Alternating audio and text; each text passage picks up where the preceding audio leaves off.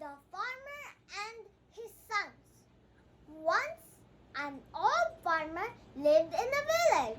He had 5 sons. They were strong and hardworking, but they always quarreled with one another. Sometimes they even fought. The farmer wanted his sons to stop quarreling. He wanted them to live in peace. Plain words of advice or scolding did not have much effect on these young people. The farmer always thought what to do to keep his sons united. One day he found an answer to the problem.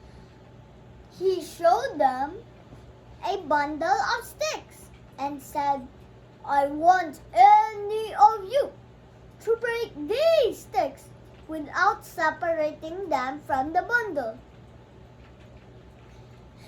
Each of them tried one by one.